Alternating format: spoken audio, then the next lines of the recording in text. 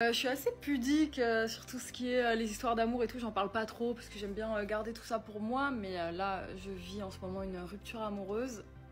Yeah! Et je me disais, ce qui est quand même le plus hardcore dans une rupture amoureuse, c'est les semaines qui suivent, parfois les mois, pour certains, enfin ça dépend, qui sont vraiment teintées d'une nostalgie tellement intense, comment tout te rappelle la personne. Mais genre, ça peut être une odeur, ça peut être un lieu, ça peut être une rue, ça peut être une musique, ça peut être une photo, ça peut être un objet, ça peut être une sensation, ça peut être la voix de quelqu'un, ça peut être quelqu'un tout court. T'as trop envie de te dire, mais vite, vite, une solution miracle pour supprimer toute cette nostalgie et cette tristesse qui me brise le cœur et qui font mal. Si jamais il y a des gens qui regardent cette vidéo et qui se trouvent dans un état de rupture amoureuse et de tristesse et de nostalgie intense, eh bien, on est ensemble et le temps fera les choses.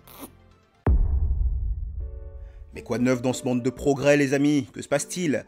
Camille et Justine, féministes radicales revendiquées, sont-elles condamnées au célibat? Yo, vous allez bien? Moi, pas de fou. Voilà, pas de fou de fou. Et je me suis dit, occasion de le partager, parce qu'on partage les joies, mais aussi les tristesses. Je me fais une petite tisane pour réchauffer les cœurs. Je suis assez pudique sur tout ce qui est les histoires d'amour et tout, j'en parle pas trop, parce que j'aime bien garder tout ça pour moi, mais... Ça arrive assez souvent que les féministes ne parlent pas beaucoup de leur vie amoureuse, de leur vie relationnelle. C'est souvent pour elles un terrain sur lequel ça ne se passe pas très bien. C'est souvent ou le désert ou une vie relationnelle chaotique. Là, je vis en ce moment une rupture amoureuse. Yeah! Et je me disais, ce qui est quand même le plus hardcore dans une rupture amoureuse, c'est les semaines qui suivent, parfois les mois, pour certains, enfin ça dépend, qui sont vraiment teintées d'une nostalgie tellement intense, comment tout te rappelle la personne. Mais genre, ça peut être une odeur, ça peut être un lieu, ça peut être une rue, ça peut être une musique, ça peut être une photo, ça peut être un objet, ça peut être une sensation, ça peut être la voix de quelqu'un, ça peut être quelqu'un tout court, enfin c'est... Oui, c'est vrai, ça arrive surtout quand on a eu énormément de sentiments pour quelqu'un. C'est chaud. Du coup ça me fait grave penser à Eternal Sunshine of the Spotless Mind, qui est un de mes films préférés, qui est genre incroyable, et je trouve que ça prend tout son sens, cette envie absolue pour ne pas être triste, de supprimer la personne de tes souvenirs et de ta tête pour passer à autre chose, même si bien évidemment c'est pas une solution viable, et puis ça n'existe pas de toute façon parce que c'est du cinéma. Mais en tout cas, je capte le projet et le concept du film. T'as trop envie de te dire, mais vite, vite, une solution miracle pour supprimer toute cette nostalgie et cette tristesse qui me brise le cœur et qui font mal. Mais ça marche pas comme ça. Ça, c'est la preuve qu'elle était avec un homme pour qui elle avait beaucoup de désir. Les femmes, dans ce cas-là, se disent amoureuses quand elles ont beaucoup de désir pour un homme. Je peux vous dire que les femmes qui n'ont plus du tout de désir pour un homme, qui veulent le larguer, qui veulent se débarrasser de lui, elles n'ont pas ce problème. Comme ça, c'est le temps. Je ne vous apprends rien, bien sûr, et je le sais moi-même parce que ça m'est arrivé plusieurs fois, et à chaque fois c'est la même chose. Ah, ça lui est arrivé plusieurs fois. Ça veut dire les hommes bien, en tout cas les hommes qu'elle veut garder, ont tendance à ne pas vouloir s'engager davantage avec elle. Le temps qui fait les choses, donc si jamais il y a des gens qui regardent cette vidéo et qui se trouvent dans un état de rupture amoureuse et de tristesse et de nostalgie intense, eh bien on est ensemble et le temps fera les choses. Ah, le chat est déjà là, hein. Alors je lis avec vous, hein, comment vous faites pour ne pas être dévasté après une rupture. Et bien comme je vous l'ai dit, hein, les femmes sont dévastées après une rupture lorsqu'elles ont eu beaucoup d'émotions, beaucoup de sentiments. On sent qu'elle est marquée par cette rupture. Les femmes qui ne sont pas dévastées par ces ruptures-là, ce sont les femmes qui, en tout cas à la fin de la relation avec l'homme en question, n'étaient pas très attirées par lui. Au niveau reptilien, elles avaient fini par l'identifier comme inférieur. Et donc elles passent assez facilement à autre chose. C'est difficile par contre quand c'est l'homme qui quitte la femme. Bon, même si parfois l'homme va faire en sorte que on se quitte sur un commun accord, soi-disant sur un commun accord, que ce soit officiellement la femme qui est quittée ou l'homme qui est quitté ou le soi-disant commun accord, on sait en vérité qui a quitté qui, véritablement, après la rupture. On le sait à qui est le plus touché par la rupture. Qui est le plus dévasté par la rupture. C'est ça qui vous dit en vérité qui a quitté qui. Masturbation féminine en hausse. Une des raisons, ce sont les sextoys, estime une sexologue, selon France Info. Ouais, bah ouais, ça doit être la raison phare, en effet. Je vois pas ce que ça pourrait être d'autre. Hein. Jamais mieux servi que par soi-même, pardon. J'ai un chat dans la gorge. Alors oui, France Info, souvent ça tape à côté. Hein. Nous dire que les femmes se touchent de plus en plus à cause des sextoys, c'est une fois de plus confondre la cause et la conséquence. Les sextoys sont produits, vendus, etc., etc., parce qu'il y a un manque. La raison de l'essor du sextoy, c'est surtout la distance toujours plus grande entre les hommes et les femmes. La deuxième raison, c'est lorsqu'une femme est avec un homme, mais que cet homme n'est pas très performant. Elle n'est pas satisfaite de ces hommes. Et êtes-vous vraiment surpris que Justine, la féministe radicale, qui va donc généralement se tourner vers les hommes qui se soumettent au féminisme, hein, les hommes soja et ces hommes soja, hein, qui est surpris qu'ils ne la satisfassent pas? Ce n'est pas une bonne idée d'être un bon toutou. Les femmes ont tendance à perdre de l'attirance pour vous lorsque vous faites ça, et donc ça nous surprend assez peu que Justine nous dise qu'elle est mieux servie par elle-même que par les hommes avec qui elle couche habituellement. Je lis avec vous, féministe radicale et hétéro, on est voué à être célibataire toute notre vie. C'est une des fans féministes, donc, de Camille, qui lui pose la question. Oui. Bah, sérieux, enfin... Je me doute qu'il y a sûrement quelques mecs, je pense que dans mes abonnés, c'est un peu le haut du panetard des mecs, mais Dans ses abonnés, c'est le haut du panier. Hein. Bon, on n'est pas très surpris qu'elle nous dise ça. qui doivent dire, bah non, non, moi j'adore les meufs justement féministes qui ont du caractère et tout, modernes, mais la vérité... Imaginez le genre d'hommes qui disent « Moi, je préfère les féministes modernes qui ont du caractère ». Imaginez de quel homme on parle. Ça, c'est les hommes soja par excellence. Je pense qu'ils sont 3 et qu'ils sont pris. Ils sont 3 et ils sont pris. Donc elle veut nous dire qu'il n'y a pas d'hommes soja disponibles pour elle. Elle veut nous dire qu'il n'y a pas d'hommes féministes disponibles pour elle. C'est ça qu'elle veut nous dire.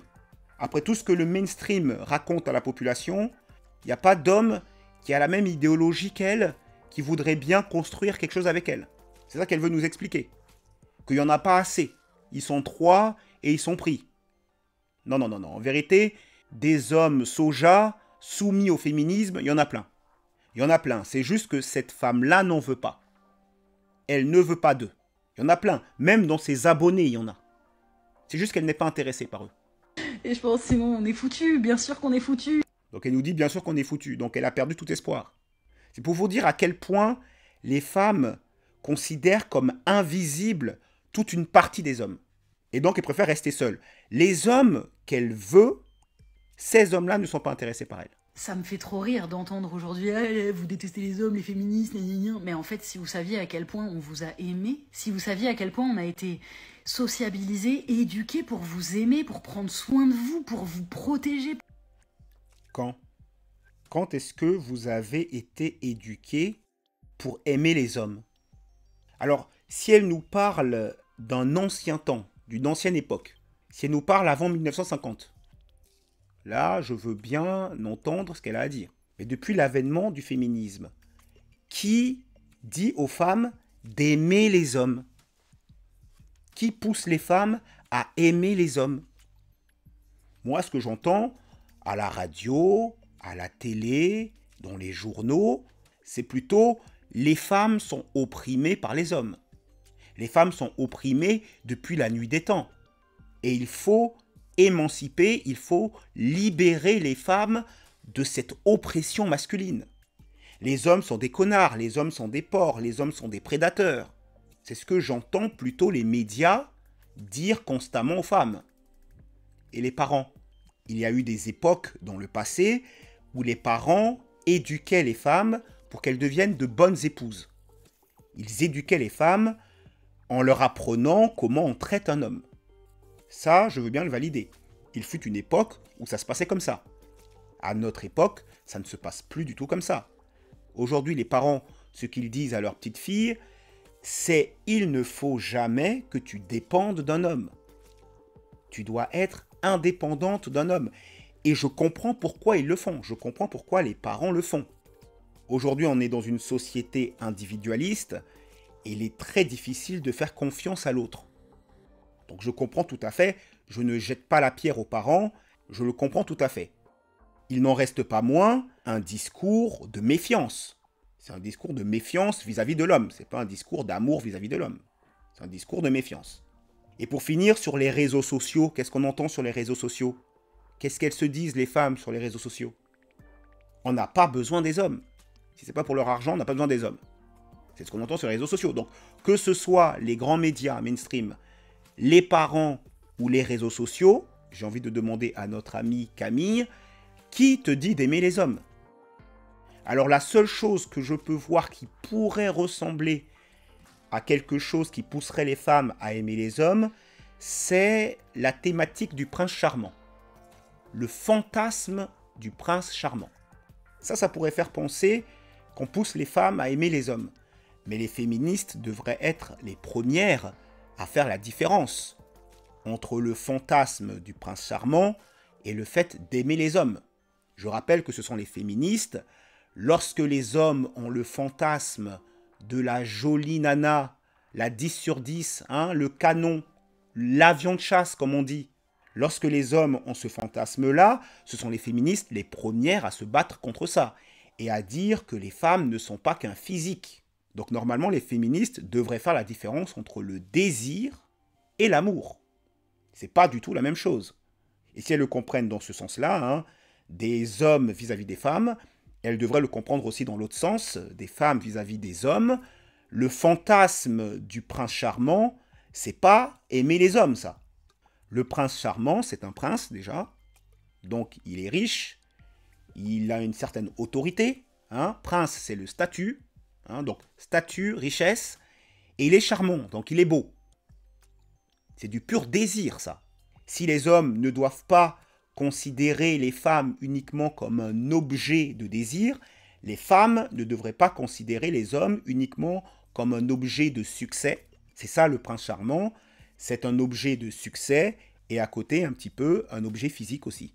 Donc tout ça c'est pas de l'amour et d'ailleurs ce fantasme du prince charmant c'est un cadeau empoisonné parce que c'est justement ce qui va faire que lorsque le gentil garçon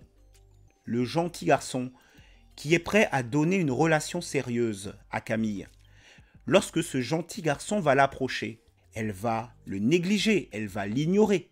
Parce qu'il n'est pas assez beau, parce qu'il n'est pas assez grand, parce qu'il n'est pas assez fringant. Elle va l'ignorer justement à cause de ce fantasme du prince charmant.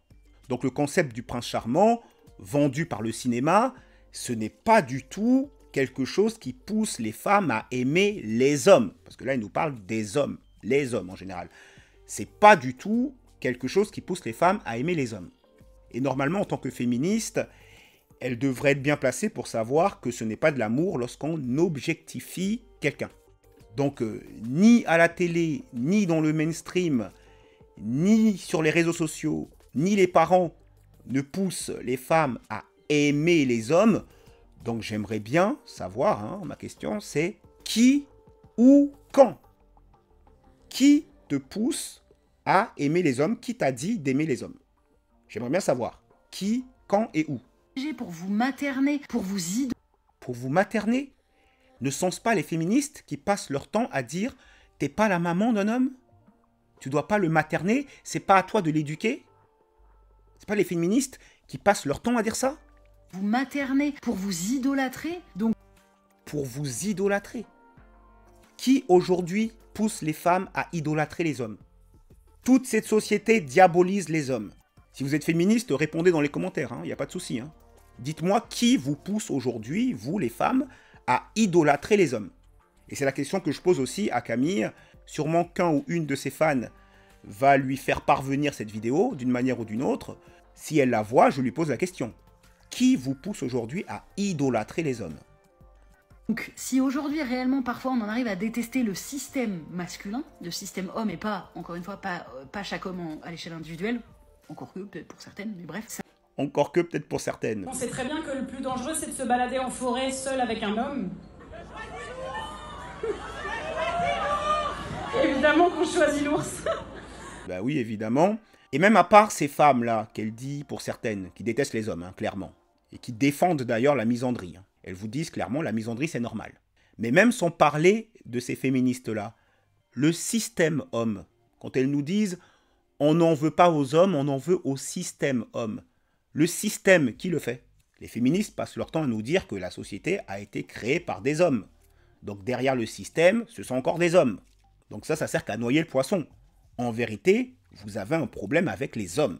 Les hommes qui vous oppriment, les hommes qui créent des systèmes qui vous oppriment, et c'est pour ça que vous ne pouvez pas aimer les hommes. Ça nous a demandé un travail et surtout des connaissances et de réaliser des choses. Ça n'est pas arrivé par hasard. C'est arrivé avec une infinie recherche. Il n'y a absolument pas besoin de faire un grand travail pour être féministe aujourd'hui. Il n'y a qu'à suivre le mainstream. C'est tout. Il n'y a qu'à suivre la propagande et vous êtes féministe. La fille basique, elle entend toute la journée que les femmes sont moins bien payées que les hommes pour le même travail. Alors que ça a été complètement débunké. Hein. Complètement débunké. Et là, je ne vous parle pas de sites masculins, de sombres sites sur Internet, Red Pill ou quoi. Je vous parle de l'INSEE. Si vous rentrez les facteurs tels que le temps de travail, la capacité à négocier son salaire, etc., lorsque vous rentrez tous ces facteurs, vous obtenez une différence assez insignifiante. Et encore, on ne rentre pas ce qui fondamentalement devrait être le premier facteur de la différence de salaire entre deux individus, c'est la performance.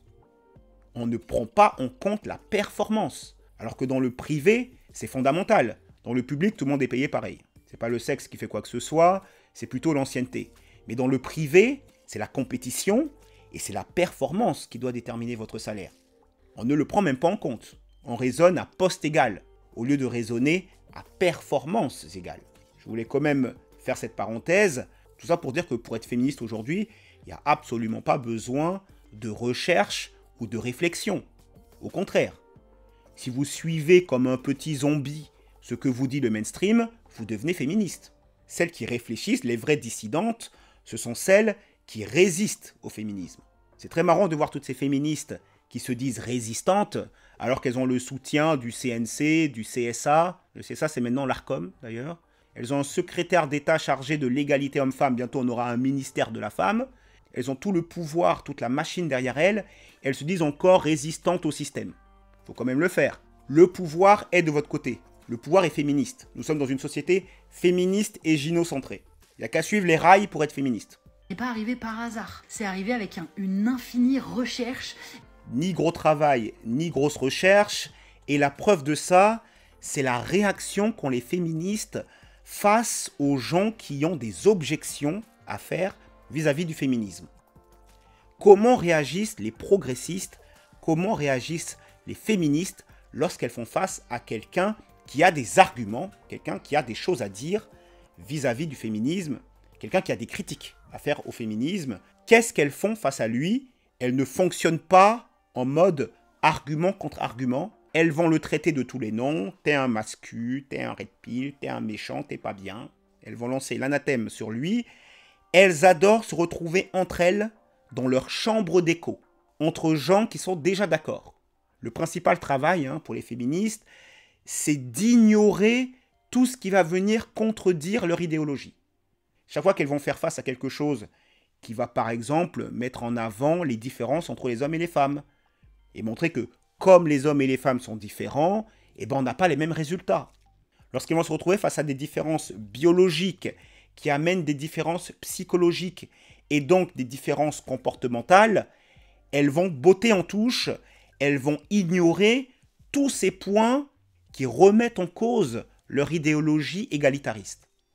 C'est ça le principal travail des féministes, c'est d'ignorer tout ce qui contredit leur idéologie. Et une infinie déconstruction de notre regard sur la société. Donc... Oui, vous voulez déconstruire la société, mais pourquoi? Vous voulez déconstruire la société parce qu'on vous a dit que la société a été construite de manière arbitraire et malveillantes vis-à-vis des femmes. Et donc, elles veulent tout déconstruire, pour ne pas dire tout détruire, tout simplement parce qu'elles pensent que ce sont de vilains hommes mal intentionnés qui ont bâti tout ça. Vraiment, c'est extrêmement réfléchi. S'il y a aujourd'hui une... C'est purement émotionnel. Et d'ailleurs, vous le verrez lorsque vous essaierez de débattre avec une féministe. Ça va être très vite des réactions émotionnelles, des insultes, parce que le féminisme surfe sur les ressentiments. Il va raconter une histoire selon laquelle les femmes ont toujours été opprimées. Il va oublier toutes les notions de contrepartie. Il ne va par exemple pas dire qu'à l'époque où les femmes restaient à la maison, c'est ça qu'on leur a dit, les femmes sont toujours restées à la maison, on ne leur dira pas que c'est parce qu'à cette époque-là, les femmes ne voulaient pas faire les travaux que faisaient les hommes. Parce que les travaux à cette époque-là étaient beaucoup plus difficiles. On ne leur dira pas non plus qu'à cette époque-là, les hommes allaient mourir au combat. C'est pour ça que les femmes respectaient les hommes et donnaient l'autorité à l'homme. On va évacuer toutes ces questions de contrepartie. Et on va faire des anachronismes, c'est-à-dire on va faire comme si, à l'époque, on était dans la société de maintenant, avec les avancées technologiques qu'on a maintenant, avec la tertiarisation qu'on a maintenant, on va faire comme si ça a toujours été le cas. On ne va pas leur expliquer que les femmes arrivent massivement sur le marché du travail au cours du XXe siècle parce que la technologie a énormément avancé. Il y a beaucoup de métiers plus faciles à faire maintenant, de 1, et de 2, la tertiarisation de l'économie. On est passé d'une économie d'industrie et d'agriculture à une économie de services. C'est ça la tertiarisation. Et cette combinaison entre la tertiarisation et le progrès technique fait que maintenant, il y a beaucoup plus de métiers accessibles aux femmes. Il y a beaucoup plus de métiers que les femmes peuvent faire relativement facilement. Et c'est ça qui explique l'arrivée massive des femmes sur le marché du travail. Mais tout ça, on ne l'explique pas aux femmes. Il n'y a pas de réflexion en vérité. Il n'y a pas de réflexion, il n'y a pas de mise en contexte, il n'y a rien de tout ça. Il n'y a que du ressentiment bête et méchant. On vous a exploité, on vous a maltraité, on vous a toujours opprimé. Et du coup, les femmes sont habitées aujourd'hui par un sentiment de colère et par un sentiment de révolte vis-à-vis des hommes. Parce que ce narratif pousse à avoir ces émotions, ces sentiments-là. Donc ce n'est pas du tout de la réflexion, ce n'est pas du tout une recherche infinie, loin de là. Et c'est ce qui fait d'ailleurs aujourd'hui que malgré le soutien du mainstream, malgré le soutien du pouvoir, les féministes perdent du terrain. Elles perdent du terrain tout simplement parce que leur pensée n'est pas consistante. S'il y a aujourd'hui une remise en question du masculin dans la société, croyez bien que c'est pas arrivé comme ça. Et ce qui est dangereux pour toi, ce qui est dangereux pour les femmes, c'est pas la masculinité. C'est pas du tout la masculinité qui est dangereuse pour les femmes. On veut confondre masculinité et voyoucratie. Okay ? Le prédateur demain qui va t'attaquer, c'est pas parce qu'il est masculin. Au contraire, c'est un lâche. C'est bien en réalité d'avoir des hommes masculins. Parce que les femmes déjà sont attirées par les hommes masculins, déjà. Et masculin, ça ne veut pas dire voyou. Il ne faut pas confondre masculin avec mauvais, stupide, violence gratuite, agression, etc. La masculinité en soi n'est pas mauvaise. Il faut des hommes masculins et des femmes féminines. Il n'y a rien de mauvais là-dedans. Ce qui est mauvais, c'est une mauvaise éducation. C'est encore autre chose. Ce n'est pas la masculinité, ça. Tu peux être masculin et très respectueux. Donc le problème n'est pas la masculinité. Et nous sommes dans une société où on pousse les femmes à tout confondre. C'est pas arrivé comme ça, et croyez bien que ça part de beaucoup d'amour que vous avez réussi à foutre à la poubelle. Beaucoup d'amour qu'on a réussi à foutre à la poubelle. De quel amour parle-t-elle ? Tu parles des hommes après qui tu cours, mais qui ne veulent pas de toi ? Tu parles de ça ? Parce que le gentil garçon qui t'approche, est-ce que tu lui donnes de l'amour ? Le mec prêt à te donner une relation sérieuse, il ne jettera pas ton amour à la poubelle. C'est juste que l'homme qui s'intéresse à toi, il est un peu trop grassouillé. Si elle s'intéressait à ces hommes-là, vous pensez qu'elle serait encore célibataire aujourd'hui ? Nous passons au Tinder Show. Le Tinder Show aujourd'hui avec Anaïs, 35 ans, qui nous dit « N'aimez jamais quelqu'un qui vous traite comme les autres ». 1m64, sans enfant, indépendante, qui voit la vie du bon côté, qui aime rire et faire rire. Un peu timide, mais sociable. Ni chiante, ni méchante, mais j'ai du caractère. Point positif, mec bien, simple, gentil, honnête, avec de vraies valeurs, sachant rire de tout, un complice qui sache parler ouvertement de tout, sans mentir, et du feeling. Point négatif, stop, au mytho, mec en couple, instable, immature, coureur de jupons, cracra. Alors Anaïs, 35 ans, le chat est encore là, qui nous donne la description de l'homme qu'elle aimerait, hein, un mec gentil, simple, honnête, etc., etc. Alors si elle s'était arrêtée là, il y a beaucoup d'hommes comme ça. Il y a beaucoup d'hommes comme ça, des hommes simples, gentils, honnêtes. Hein, cette description correspond à beaucoup d'hommes. Mais il y a le fameux feeling à la fin. Le fameux feeling.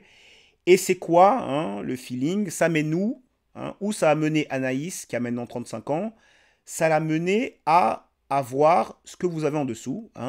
Les mythos, les mecs en couple, instables, immatures, coureurs de jupons.